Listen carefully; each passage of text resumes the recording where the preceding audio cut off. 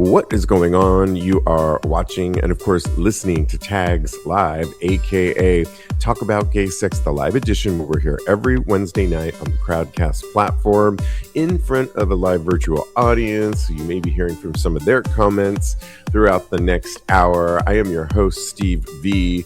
This is episode 743 alongside Cody Maurice Doggett. How the hell you doing, Cody? Hello, darling. I heard allergies are going around, but, hopefully I don't get them this year. We'll see what happens, but we're doing good. Thank you. We just had some beautiful days. Our rooftop on this building is open. It looks great. And so, but along with that comes some allergies sometimes. But yeah, there's an ointment for that. Or a pill or something to take. So yeah, I think you'll be okay. Is there an anal option? There could be. There always is an anal option. Hey. Yes, on every category. Well, let's get into tonight's sex talk, relationship talk. It's called sex talk, but we often go a little bit deeper. And if part one, a couple of episodes we were talking about, is sex easy for gay men? And it was based on an article that had come out that actually wasn't based on an article. It was based on an influencer that posed the question that it was really just kind of easy. Remember that? And that rubbed a lot of people kind of the wrong way for many reasons, because it's not necessarily easy for everybody if you don't live in a major metropolitan city, or perhaps if you don't look a certain way. And we dissected all that and the history of sexuality. And then last week, we posed the question, part two, what has sexual abundance done to us as a gay community? And we kind of went through all of that, the good, the bad, how sex, it can be a good thing, but then at what point are we maybe not connecting? And part three tonight is really kind of building on that last final arc of it all. How do we build real love and connection in a culture of infinite options is what we're asking. Love in the age of infinite options is tonight's episode. If sex may be easy, like we talked about, and options may be endless, but real connection requires choosing someone despite infinite alternatives.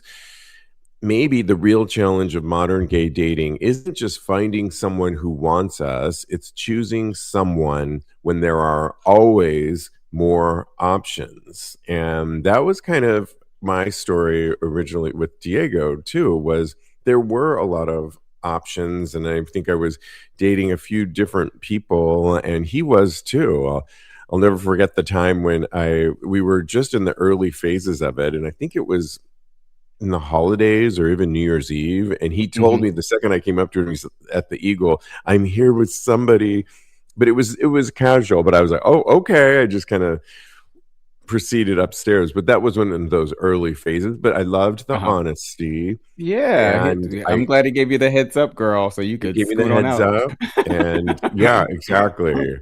I still had that kiss at midnight with somebody else. I got it, I snuck it in there. But ultimately, through a lot of persistence, which is, I think, what took our course, and really finding out for me that he is the one in many ways, because we share a lot of similar interests. And I'll never forget, we spent, I think it was like 17 hours together. It was just this really long date.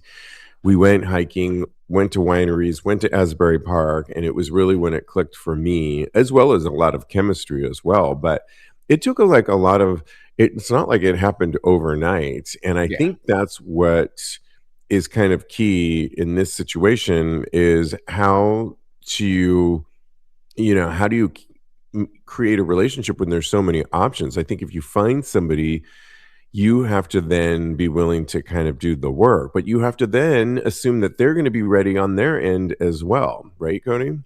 That's the hard part, finding somebody who's ready to do the work with you. I think maybe that's part of it. When you find somebody that you want to do the work with and that wants to do the work with you, that might be the person that you need to be with. Because like we've said on this podcast many, many, many times, relationships are hard. So there's going to be work, and you have to constantly choose that person that you're in a relationship with and see the value of the partnership, because it is a partnership, and what you guys are building, you have to recognize that is worth it, all of this hard work. So yeah, Yeah, and it's a lot, it's and a lot, and that sometimes means you we got a can lot go to dissect. yeah, and sometimes you can go down a road thinking that you found the one, and then you hit a roadblock of some sort, which is fine, but then you have to realize, do I abort, or is this something that I could move past? And so, with that, moving into this kind of illusion that we have of endless option, is it an illusion? Because again, depending on where you live, there could be a lot of options for easy hookups. Do we think that apps have made us feel like there is always someone better around the corner, Cody? So, okay, I kind of want to talk about something that you mentioned Yeah, a little. I kind of want to address it because you said like when you hit a bump in the road, you have to reassess. yeah, Uh, for me, if you have chosen this person previously, I don't see the value in kind of discarding this person just because you hit a snag in the road, especially if that person is willing to course correct or maybe work on themselves as far as what bothered you or the situation that came up and your boundaries. All of those things are layered in, and if this person is willing to work and you chose them previously, I don't understand the value in discarding somebody like that. But that's not that's me. That's neither here nor there, but I just had to get that off my chest because I was actually thinking about that earlier after the gym. yeah, So that's wild that you bring it up. yeah. um Yeah, because you're going to because learn things about this other person that maybe don't necessarily align with you, but that's okay. But are you yeah, just going to, like you said, throw write them them in the off? And I think, trash. Yeah. yeah, and I think that's one of the issues that a lot of people have is they've already made up their mind about somebody before really fleshing it out and really taking the time to get to know somebody. And, that can be really worthwhile. But that's why I think it can then be, oh, forget it. Let me just get back on the apps, whether it's like a Tinder or Grinder, and find somebody better that you think. But I do think you have to kind of put in the time and really get to know people if you're really looking to connect with somebody. And by connection, it could be sexual connection for a Hmm. period of time. It could be dating. We talked on the last episode with Lincoln that you could just be dating but not want to be in a long-term relationship. There's different Yeah. modes of that, but yeah, Did Lincoln agree to that? I don't know if he I don't know if did. he did. Yeah, no, maybe he didn't. We're putting words in his I think mouth and he shouldn't. I think I said it, and me and you kind of agree. But sorry. Oh wow, you might have to cut that out. We're live. Whoops. We're alive. I mean, Cody, have you ever met Oh someone man. that was like great, but you kept looking anyway? No, I've had it done to me before. I've Hmm. had people that, I'm great. Yeah. And I feel like I've had people who maybe didn't see the value in me. Well, you know what? Maybe I've done it before too. I feel like maybe I'm getting my feelings a little bit, and maybe I have met someone that is great, but there were certain things about them that maybe I didn't like, or Yeah. that could have been perceived as a deal breaker for me. And then I was like, there must be somebody out there that might be better for me. So I probably have done. I feel like everybody has done that, honestly. Yeah, I mean, I to me, yeah, before I met my husband, so thank God it didn't work out with some of these other people, but two examples of people that were kind of back to back that I was spending time with. Now, the clincher on those were that they were long distance dating. Mhm. So it made it a little bit more difficult, but I was all in and I was willing to go to these various spots to see this person. And we did carry on like that, you know, for a good several months. And in both occasions, they both told me that they had met somebody and was getting more Yeah. serious with somebody that, of course, lived within proximity to them. And of course, Mm. I accepted it and wished them well, but I was also really kind of hurt and thought, shoot, Yeah. I Doesn't was feel building good. something with these. And wouldn't you know it, down the road, after I had already decided Diego was the one, and they both came back separately at different points in time. And Can you imagine if they came whatever back together? I know, they came back at separate points in time, and those relationships that they tried to go, whoever they chose Mhm. didn't work out. And they tried to come back to me like, oh, not as, I think they realized, oh, Steve was a good thing or Yeah. something. And now I'm no longer with this other person. But the thing is, it was too late. I don't know that Yeah. I would really go back with them anyway, even if I hadn't met Diego, because it's Mhm. kind of like, and maybe I should have kept that. Well, maybe it was a proximity type situation, but I picked well, Yeah. and yeah, so It doesn't feel ultimately, good to be discarded or kind of pick second. It doesn't feel good to be second, right, especially in a relationship where you are you're supposed to be put first. In a romantic relationship, I feel yeah, like your partner should be picked first. Like uh, neck and neck with my mother because yeah, Mama Freya, and she's always going to be in one of the top spots. Okay, so but yeah, right, definitely neck and neck. You can't. In a romantic relationship, you can't put your partner second. You always have to.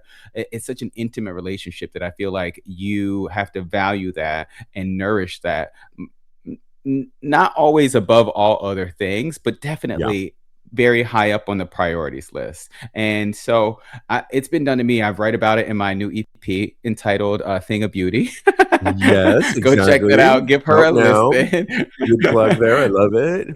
But it's definitely happened to me. I think that when a person kind of devalues you or doesn't recognize how important you are to their life, it really takes a toll on you and your spirit. So I really Yeah. feel like that's something that we have to address and look at when we are out there having romantic relationships. We are live, and we love it when you comment on what we're talking about. Doug, watching us live, says, my mom's cousin, Paul, and his husband will be together 43 years this summer. Congratulations to your mom. Yep, They that's certainly amazing. have had their share of problems, like any relationship, of course, but a big Hmm. key to their long relationship is communication. Oh, yeah. I love I that. just finished year 2 or year 1 of marriage, being married to Diego, and we were like, "Woo, we made it!" And now season 2 is already off to a great start. I call it season 2 of the marriage, and season 2 is much relaxed, and we're kind of finding our way. But a lot of Oh, it, based on what Doug's saying, is communication, and love that. it's we've just have had so many discussions and finding our footing and living together and all those things. So I agree. That's great. To Yeah, your when mom's you it's two cousin, Paul. people. Yeah. Yes, congratulations to cousin Paul. Sorry, I didn't mean to cut you off. But Yeah. when you're two different people coming into this relationship, you have to navigate both of your boundaries and both of your comfortabilities. And that Yeah. right there, that can only happen with communication. Nobody in the situation is a mind reader, so you have to verbalize what you expect, what you can't tolerate, what you would like, or because there is a hierarchy. Like you will not accept certain things, and then certain things you can kind of be like, oh, I would like it if you do this just a little bit more, but it's not necessarily an end all be all. Right. So yeah, all of that Oh, yeah. communication The is art of layered in there. compromise and letting things go. I think we've talked a lot about that too. Adrian Love watching us live also, and I love a good quote from an artist. Adrian quotes Patti LaBelle said it best: in a different world, you are a first round draft pick, not second choice. Amen, Patty Referring to the Patty. story. Yeah, come on, quoting Miss Patti LaBelle. I love that. Yeah, true words. You need to be the star in your own life. You are Hmm. the primary character in your own life. I love that as In your well. relationship, two people. Yes, absolutely. Well, what does then builds what takes it over to the arc of actually building real intimacy? What makes someone stay emotionally? What actually creates lasting connections? I mean, some of the things are emotional safety, just feeling that you can be open with somebody, sharing things. I think we were talking about it on the last episode, that sharing past traumas that many of us have and being open and willing to go there, I think are really key to your development. And us gay men, we all have past traumas, big and small. but that, yeah, I think you really need to share those at times. But do you feel safe emotionally even going there? What creates lasting connections? I mean, consistency, showing up, right, Cody? Not ghosting, but Oh yeah. actually showing up and putting yourself out there. And it's not easy, like we talked about. Vulnerability, we mentioned that. Compatibility with sex, but beyond sex, I think is a Hmm. really good one. Obviously, sex, we're a sex podcast, and sex is really important in finding that. But even in my own relationship, and I was always a bottom. I've said this before, and now I'm so Hmm. much versatile. We're versatile in our bedroom, and it's opened so many more doors. So even when I thought I was just going to be a certain position, that changed with my husband. And so being willing to go down that route. And now it's great because we can flip and who's prepared tonight and who's not prepared and all those good things. I'm Okay. thinking, yeah. But compatibility, of course, you want to find somebody that I think Lincoln was saying that on the last episode, you want a best friend Yes. and that you can make dreams and dreams together and make them come to life. I mean, what do you think about what makes a lasting, intimate partner, Cody, that lasts? There's so much that goes into it. So, like, the whole best friends thing, that Yeah. is, part and parcel of it. I really feel like it's so integral to a lasting relationship, because you I think best friends come from being vulnerable, being able to, like you said, being able to call on them and have their support no matter what. Like, I just called Yeah. you about something and I said, "Oh, can you do this for me?" And you were like, "Let's do it." And I was Yeah, like, right. "Okay." At the drop of a hat, yeah. Exactly. And like Diego So call I each other like 9 times out of the workday. And Can you do oftentimes this? they're silly Yeah. conversations. I wouldn't want too many Aw, people to so listen, cute. but I mean, they're just like checking in on each other and being goofy. And that's the other thing, being able to, for me, I have a silly, goofy side and willing to Yeah, let all those walls down and show that to my partner that I wouldn't show with everybody. I mean, yeah, is key. And like you said, best friend, dropping everything for important matters, fun matters, or just needing somebody to chat to, or just wanting to chat with somebody that is your yeah. go to are so key and important. And that's compatibility.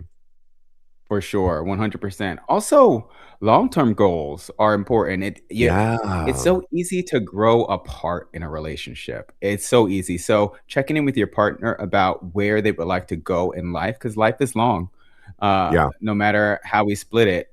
So I feel like We hope that once life is you long under for all of us. That's I the know, goal, right? I thought right? about it and I I was mean, like, maybe life for some people isn't that long, but yeah, I mean, that's the goal. Yeah. yeah, generally speaking, going down the road of life and being with somebody for a X amount of years, you want to make sure, or you want to try to make sure that you are growing in the same direction. Because once you grow apart, it's so hard to come back together. So making sure that you have similar life goals, that you, as far as family and career and things of that nature, are you two are aligned. Yeah, absolutely. And then if we were to move on to what are some of our gay relationship models, like what do our relationships actually look like? And do they differ from our hetero counterparts? I would argue yes, in many ways. But I mean, are we as gay men redefining what relationships look like when you talk about things like monogamy versus open relationships?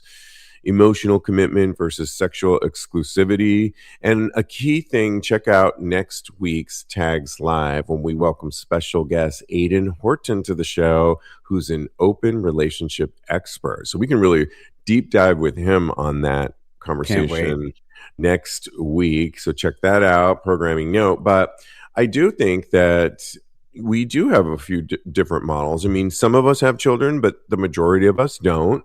Some of us are willing to live in big cities and what that all means and still go out with our friends. I've known couples where some of them go on separate trips often, and Oh, of course the ever open relationships versus monogamy question. And when we started our relationship, we were going to be open and play together. And we still might, but we closed it down for a little bit because I think we really needed to work on ourselves. And Yeah. that has been key for us. Now, we might play again down the road, but like, for example, I was saying this Saturday, we booked it's like not a retreat, it's just a MMX male massage exchange. We're going to do this workshop Saturday evening, and it's all about Fabulous. intimacy and touch, finding new ways with your partner to explore with your partner. And we'll be in a group setting. Clothes can come off. Diego said, I'm not taking my clothes off. I'm like, yes, you are. Ah! And so, You gotta convince them. Step yeah, outside your boundaries, out of your he comfort zone, agreed. Diego. Yeah, exactly. He's listening. I love that. I love that you guys are exploring, and that's so mature of you guys to understand that right now is not the right time for you guys to have for your open your relationship to be open. I think that that's something that is all relationships and couples should take into consideration, because it's not a catch all, end all, be all for an Right. open relationship for every couple out there. So yeah, that's great. I also think that I had a thought, but I lost it. Go ahead, continue what you were Well, saying. we were talking about, do our models of gay relationship look Oh, different? Yeah. it's back. So yeah, so just by the fact of two men being in relationship, we're going to be completely different than any heterosexual couples. Two men, two women, a transgender woman and a man, or any categorization that's outside of the heteronormative spectrum. I think that by the very nature of those relationships, we're not going to look like any heterosexual couple. As far as two men is concerned, and I can speak from experience, we are socialized to be like head of household. We're supposed to be in Yeah. charge, and all these are social constructs. We're socialized to have a lot more sex, to do all of these things down the Right. road. So with all of those things ingrained inside of us, when we get into a relationship with another man, I know in my last relationship, we butt heads constantly about who was going to be in charge. You witnessed Oh, I did. Yeah. a bunch of those. I feel like we never really got into the open relationship spectrum of things, but I feel like the whole control thing, who was going to be in charge, we really hit that head on, and I think that was a big part of the demise of our relationship. So I feel like uh, just by the very nature of it being not a heteronormative relationship, we're already building new models for relationships. Yeah. I mean, what you're kind of also talking to is like that alignment too of shared values, but you're actually Hmm. talking about control too in the relationship. And you were talking not just sexually, right? But just in general because of Just the in two general. constructs of men. Yeah. I mean, Yeah.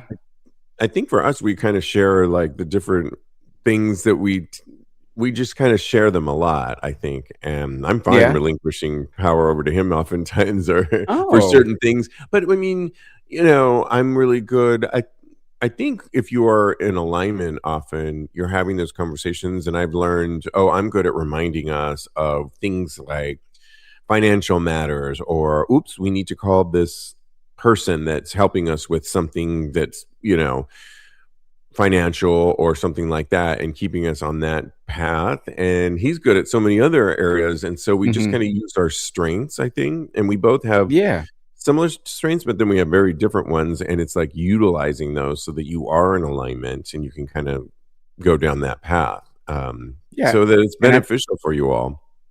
Oh, definitely. And I think that what I found was you kind of had to let go of those social norms Yeah. and really Yes. just kind of, because both voices are important. So I feel like the more, again, we come back to communication and the sharing of knowledge and really checking in with the other person, that is Yeah. where the real power in a relationship lies. Because I don't want to leave it on. I'm fighting for control. I was like, wait a minute. No. Right. Exactly. All right. Don't put that out there and leave that I hanging on know, a right? I was like, limb wait in a the minute. What did I universe. just say? And then if we would kind of just do a round robin on the qualities that actually makes some relationship material for us today. For example, if we were to start with emotional maturity. I think we have a comment. Do you want to read that? And then we'll go through the round. Yeah. Doug says cousin Paul, who I call my uncle, and his husband Jack have been my role model of a gay relationship most of his life. They are in a monogamous relationship with a son. Oh, that's lovely. Ooh, oh, nice. Oh, I love that. Yeah, Yeah, that's all really kinds nice. of models Yep, exist, and yeah, very cool, and parents there too. So really awesome. exactly. Love it. Yeah. So, what are some of the qualities that actually make some relationship, somebody relationship material? Emotional maturity is high on the list for me. What about you, Cody? Emotional maturity. Oh, oh wow. Yeah, it's super important.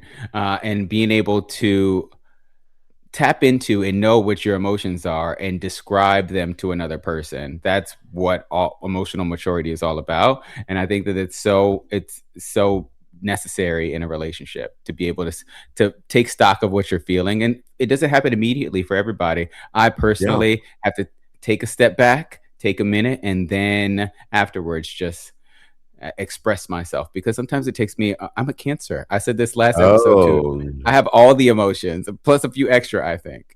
I like that idea though. We often do that too. We sit on it for a little bit and then bring it up in a more constructive time frame, and not letting it fester, whatever it is that was bothering you, but bringing it up kind of in a calm, constructive way can be really good and show your emotional maturity in so many ways and help the relationship. What about Yes. reliability? Just being able to rely on this person and know that they are showing up. Super Oh yeah. key, That's right? that is one of the cornerstones of a relationship, because if they're not showing up, then are you even in a Yeah. relationship? Yeah, exactly. Oh, I love this. I was talking about it on the last episode that kindness is one of those traits that I just love. And I was saying that we were on a long walk the other day on Monday, and Diego just ran up because there was a woman that was struggling to walk up her townhouse, walk up stoop with a baby in a stroller. And he just ran over there and, "Hey, can I help you out with that?" And she was like, "Oh, thanks." Oh, We were laughing because the baby was like looking back, like, "Who's this picking up this the other side?" But it was just instinctual of him, but also to me, just warmed my heart and showed kindness. And yeah. for me, that's important. And how you Oh, deal yeah. with neighbors, people that you run into at restaurants. Are they kind, or are they, snippy or discarding? Even strangers. Even strangers. Yeah, absolutely. All of that are Yeah. super. Shared humor, absolutely. I'm always giggling. That's so important to me, what you laugh at, and just finding the humor in life, because life is challenging. And even if it's in the bedroom, we laugh. And, I think we almost spilled poppers on ourselves the other day, and we just had to laugh at it too. And I'm always spilling things. So it's like I'm a Poppers? Think of klutz. that. I know you got to be careful with those. A, they're expensive. B, don't get them near your eyes. And Yeah, so that's there's, the recipe yeah. for disaster, honey. I love this next one, curiosity. Curiosity about life, about exploration are so important for me. Curiosity in the bedroom. I mean, Diego was just said yes when I said, "Do you want to go to this seminar on touch?" And he was like, "Okay." Curiosity also in life, adventure, so important. What do you think about that? Curiosity. No, I love it. If you are not interested in the other person's day to day or interests or anything like that, I think that why are you in a relationship? So I think that that curiosity, being curious about your partner, is super important. And of course, sexual Curiosity for life. compatibility, curiosity for life. And of course, Yes. sexual compatibility, which we tapped on, is important, but can also be fluid and change. And that's the beauty of that, is that even if you didn't think you were sexually compatible, maybe there's room to grow, like it did with my relationship. So maybe the real luxury today isn't just access to sex, it's finding someone you can build a life with, someone who chooses you, and not because there are no other options, but because there are options. And I Yes. love that. So, and lastly, I think Doug said, watching us live, did he say? Did we add something? Definitely someone who is honest. Oh, yeah, and Honesty that's is what we were very just important. breaking down on the last episode, all about honesty, episode 742, all based on a new study, Doug, that says, what are people really looking for? And of course, there's all looks and all the things that we mentioned, but the number one thing on this recent poll was honesty. People want honesty and not to be lied to. Wow. And so, That's yeah, amazing. if you want to hear more about that, episode 742. But for now, it's time to get into hot topics. Let's keep this conversation going over on our Tags Patreon community. You can grab a tier. If you get a paid tier, next week we have a bonus episode coming out exclusive for our paid tech Patreon members, but you can also just grab a free account. Go to patreon.com/tags podcast where the conversation continues all week. Let's take a quick pause. Tonight, we've been talking about something a lot of us are navigating right now: how to build real connection in a world where there are always more options, more apps, more people just one swipe away. And maybe the challenge today isn't finding someone who wants us, it's choosing someone when there are endless possibilities. That's where Connect and Confidence comes in. It's a guided audio experience designed to help you get clear on who you are, what you value, and the kind of connection you actually want to build. Because when you're aligned with yourself first, you stop. Nobody does selling better than Shopify. Shopify is the home of the #1 checkout on the planet. And the not-so-secret with Shop Pay that boosts conversions up to 50%, meaning way less carts go abandoned and way more sales going through. So if you're into growing your business, your commerce platform better be ready to sell wherever your customers are scrolling or strolling. On the web, in your store, in their feed, and everywhere in between. Businesses that sell more, sell on Shopify. Upgrade your business and get the same checkout that Skims uses. Sign up for your $1 per month trial period for 3 months at shopify.com/Westwood1, all lowercase. Go to shopify.com/Westwood1 to upgrade your selling today. Shopify.com/Westwood1. Chasing attention and start recognizing the connections that truly matter. You can explore the experience now at studio.com/Steve V/connect. That's studio.com/Steve V/connect. Okay, let's get into hot topics. And this one really kind of goes along with what we were talking about when gay men recently were sharing the moments they realized their other half was a keeper. I loved this. It was the threads that went viral that prompted hundreds of comments and highlighted some of the beautiful queer love stories. We hear so much how hard it is to find love or about being ghosted, like we talk about, but it was really refreshing to hear gays in long-term relationships. When did you know he was a keeper? And I'll read a few we'll discuss. Quote, "Before I met him," said one man, "first date cemented my feelings. Sadly, lost him last year. His entry music to his funeral was 'I Knew I Loved You Before I Met You' by Savage Garden, but I had him for Aw. 25 beautiful years." Oh, wow. I love that. Yeah, That is, it's beautiful. yeah, that's really beautiful. Somebody said, "Perhaps second date," said another. "I remember the first day I met him, I thought I can give this a try. On the second date, I saw him standing in front of a cafe, smiling and waving. I knew I want to protect him." Oh my gosh, that is so beautiful. Yeah, I mean, I think my first date was the one that really cemented it. Well, 17 hours. I mean, that's a long time. And it was curiosity and the adventure of hiking and wine tasting. And it was the second date, Cody, where I remember meeting him at this really great Argentinian restaurant here in Chelsea. And I was walking over because it was a nice day and I could see him on the corner waiting for me. And I just knew, I got that feeling in my stomach. Oh my gosh, I'm so excited to see him. And he's just standing there waiting so valiantly.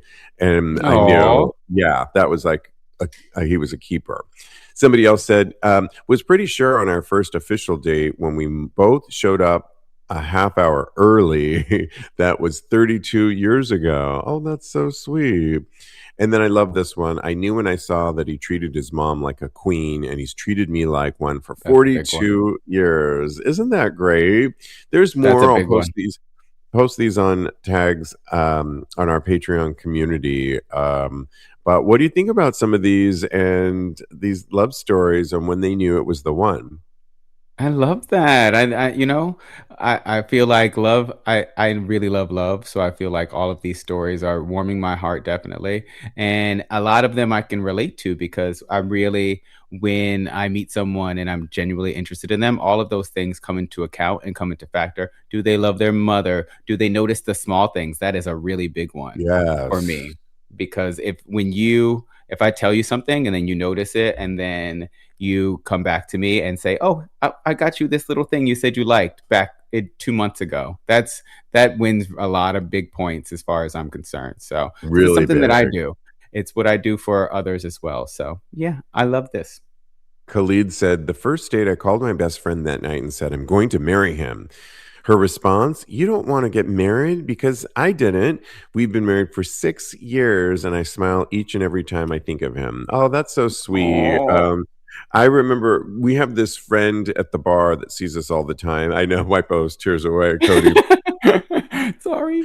We have a fun bar friend that we see often, and he always quotes me because apparently at one point in the dating process with Diego, I told his friend that he's going to be my boyfriend, referencing Diego, and I was so like on a mission, and I said it with such a like strong conviction that he was like, Yes. "Whoa, get out of your way!" And little did I know, he ended up coming to the wedding, and I said, "Yeah, be careful what you wish for, or put it out in the universe That's because right. you can get that and even more." So, yeah, I think those are loves just great post Valentine's Day and offer hope. And if you want to read more, they'll be over on our Tags Patreon community. Okay, well, we all love the show. We can't stop talking about heated rivalry. And it all seems like every week there's something new or a thirst trap and beautiful things that have come from this show. Well, unfortunately, there's some toxic fans that have been, with when something, the fans can go crazy, right? Oh, And yes. I some of watch Drag them. Race. Of course, I know the fans can go crazy. Well, Hudson Williams and Francois Arnault shared a statement on their each social medias that basically said, "Don't call yourself a fan if you share racist, homophobic, biphobic, misogynistic, ageist, ableist, parasocial, bigoted comments of any kind. None of us need your hateful love. We all respect and support and love each other and are on the same side. If you can't accept that, GF GFOAs, get the fuck out of here." And I know, I really love that they all stand by each other and really support each other. And you can imagine that. Do you think these people are fans that are saying some of these things because they're say don't call yourself a fans, or are they just sliding into their DMs with hateful hate? No, I think they're fans. A lot of these people conflate, uh, generally speaking, conflate like their support of the show with actually supporting LGBTQ plus people. It's really, it's a mind fuck to me because I didn't want to say No. fuck, but I said it.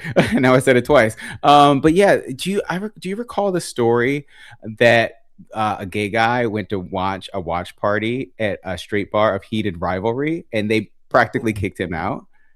Yes, that's Yeah, right. Gays did, right? no, the straight people kicked the gay guy out. Oh, okay. But they were So watching Heated Rivalry? exactly, you're confused because it doesn't even make Yeah, sense. exactly.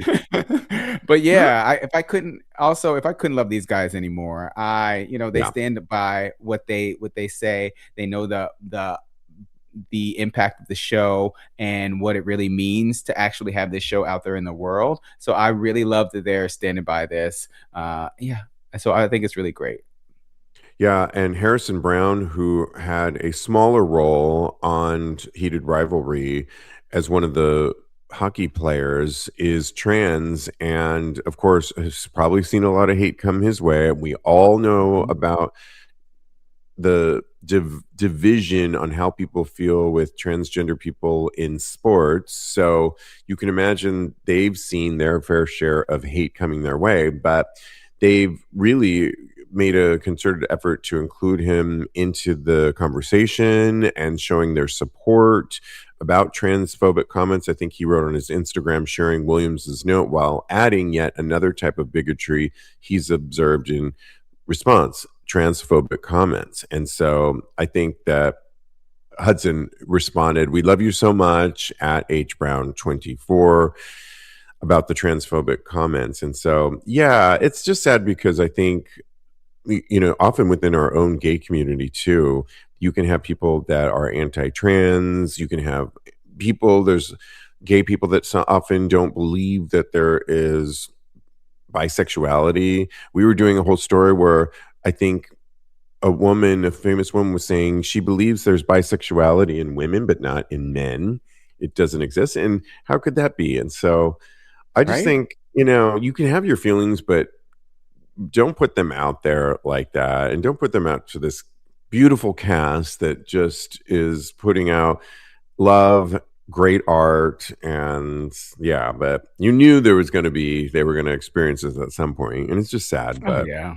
they Yeah. have such strength and solidarity, and I just love that. So, okay, let's move on to the study that was done by our one and only, the good doctor, Dr. Goldstein of Bespoke Right. Surgical. You know him I very do. well. Yeah, we love He knows him. me. Yeah, he knows me too. I love that. Dr. Goldstein put together, through his Bespoke Surgical, a new study that questions something we're all curious about: dick size, whether they're happy with it, what they've got, when they think too much emphasis is placed on dimensions. All of it they did in a recent quizzed study of 3,300 people across the US, including 500 women who were asked their views on dick size. Here's some of the findings, then we'll discuss. The average self-reported erect length in the US is 6.34 inches. That's actually pretty good, I think. The average, right, Yeah. Cody? Oh yeah. I wouldn't throw that out of bed. So there we Yeah. go. It's good to The be average average man, sometimes. yeah, right. The average man grows 3.09 inches between being soft and erect. 67% of respondents with the dick overestimate their size, while 28% underestimate their size when Oh. talking with friends and potential romantic partners. Most feel good about their size. 82% say they're confident or very confident. That's good. 88% say they've measured their dick size before, and 57% say they often compare their size to others. I mean, I think we all Mm, do. We were just talking about being yeah. on the naked beach or going to a naked pool party on the last episode, and we all Oh yeah. glance down there. If you're comparing it to yourself, I mean, you're checking it out. So I guess that's comparison a little bit. 73% say a partner has commented on the size of their appendage, hopefully positively. 60% of all respondents, which include multiple genders, say girth matters more than length when it comes to dick Oh. size. And 89% of all respondents believe society puts too much emphasis on dick size. Most said emotional connection, chemistry, and compatibility matter more in bed than dick size. Okay, now what we're talking about I hear that. on the Yeah. show, this sounded like a healthy conversation, and to see where everybody's kind of at with dick size, but honesty, it sounded like. I think we're in good shape. What do you think about these? Then I'll read what states have the largest according to their study. I think this is great. I think, all of these facts point into a pretty positive direction, especially with the fact that people are accepting of any dick size, really, as long as there's passion and communication and all those good things as far as sex is concerned. So I'm feeling hopeful. And for you travelers out there, if you want to figure out who had the largest, they did by state. Iowa, of all states, had 7.13 inches. Wow. Okay, come on, Iowa. Followed by South Carolina at 7.04 inches. Arizona, 7.01 inches. You know, every centimeter counts. It New does. York City, where we're at, 6.72 was the average. And Indiana, 6.68 inches is where we came out. And so, yeah, the rest of them I can post on there because we've got like California, which beat out Florida at 6.15 inches. And so, yeah, I mean, this was their study. Who knows if all that is accurate, but kind of fun to discuss. And if you're planning a trip this summer, I mean, are we going to Iowa? Is that what's going to? Is that what's happening? Yeah, I don't know that I want to go to Iowa, but no, maybe somebody sell me on Iowa, and that's a good one. Now that's a good one.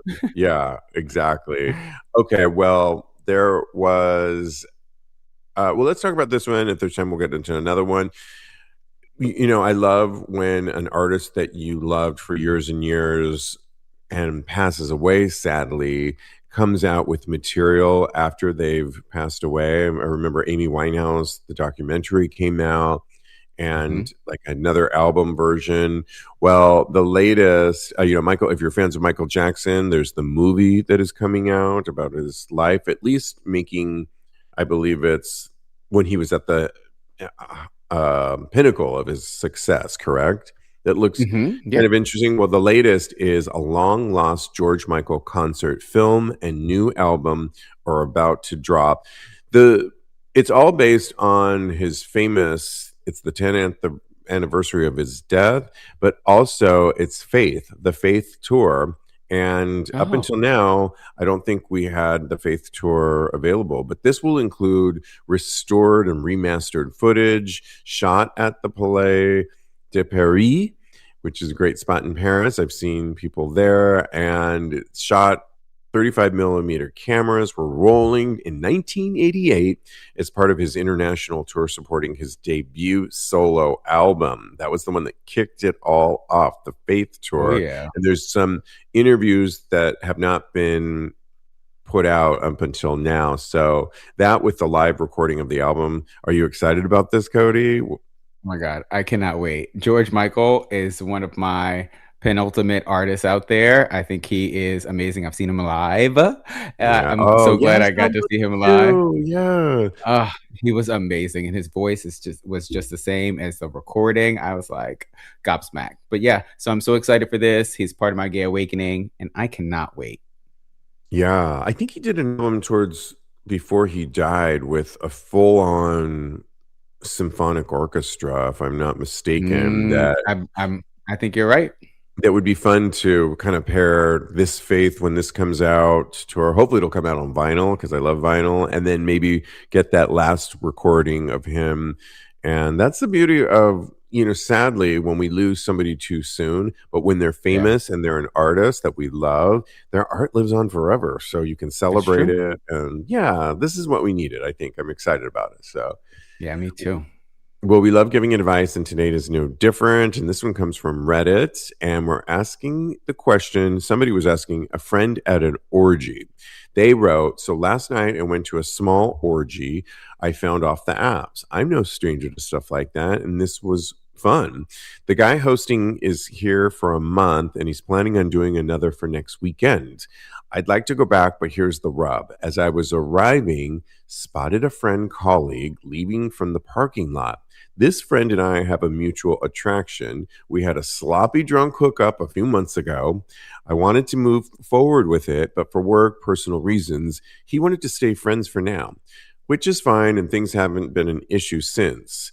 Incidentally, last night I discovered he'd blocked me on Sniffies, which I'm trying not to read into because I'd do the same for friends and acquaintances. Anyway, I'd like to go back to that party next week, but I know there's a good chance he'll be there. I'm fine with it. In fact, I welcome it. But do I mention something beforehand so he's not surprised if I show up? Maybe heads up, I think we may be invited to the same event. I'm okay being there together, but he just wants to know if it would be awkward. I don't think so.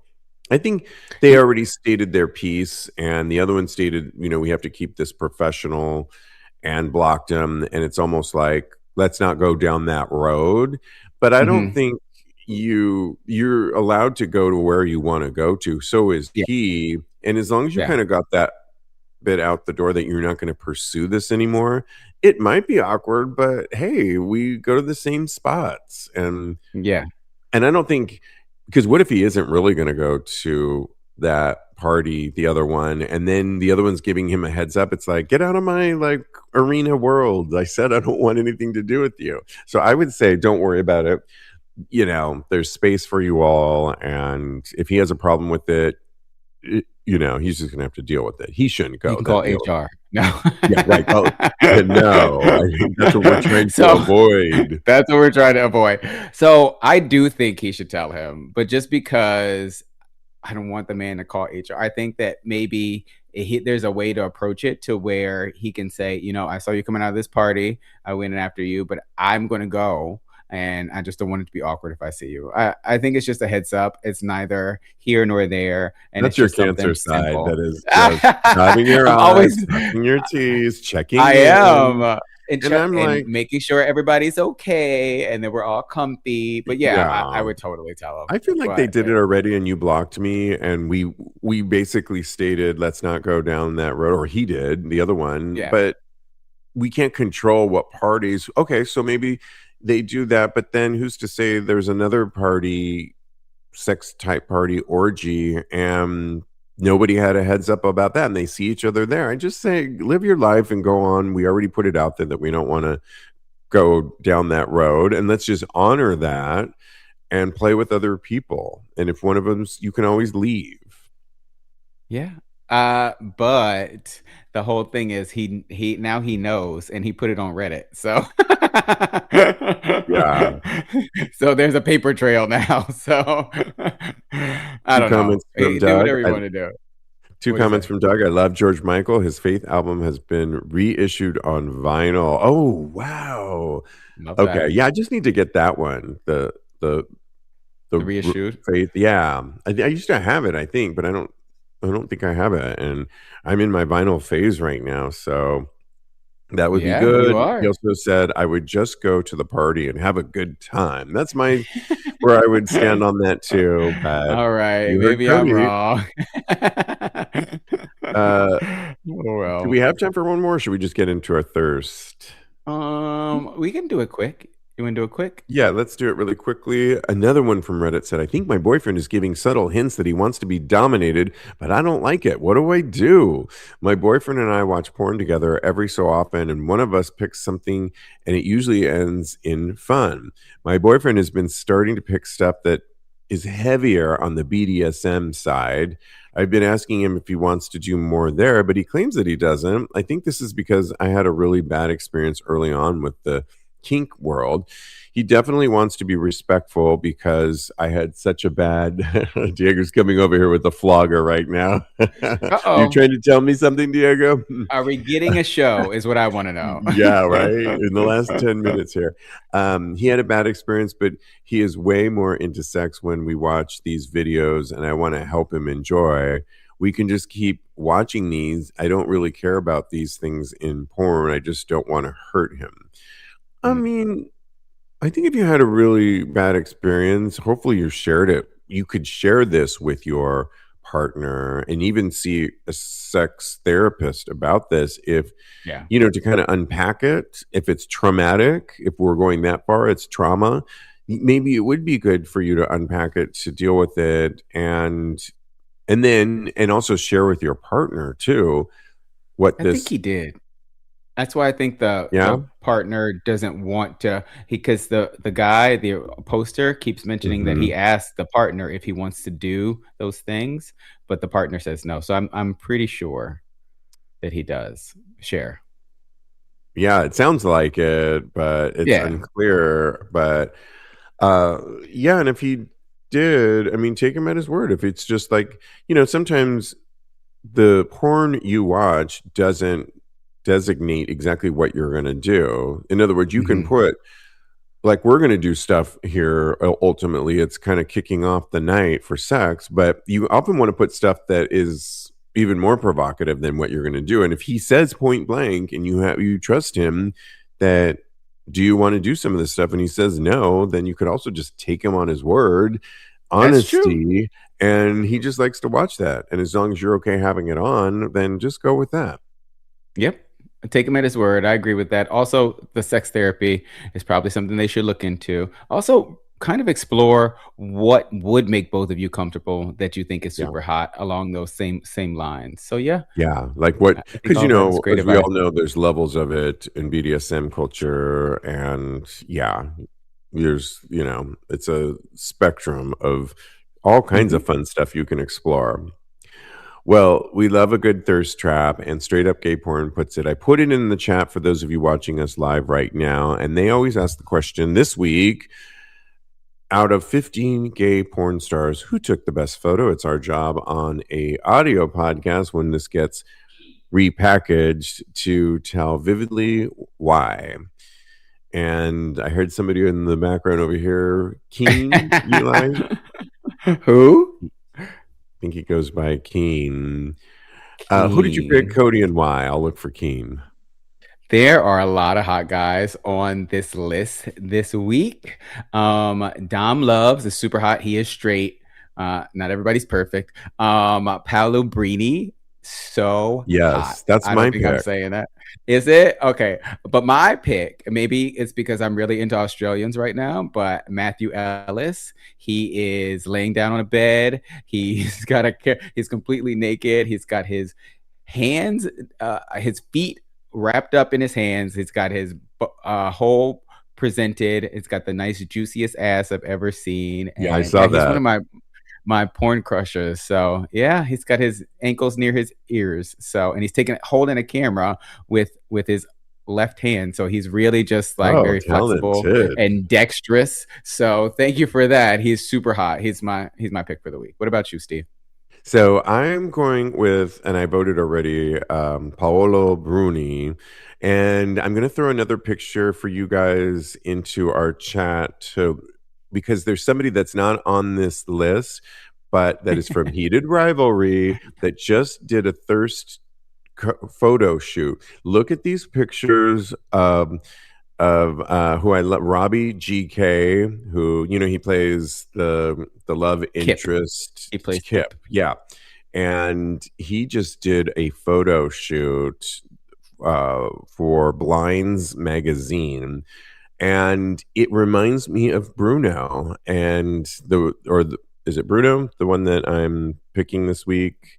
They kind of Paolo Bruni.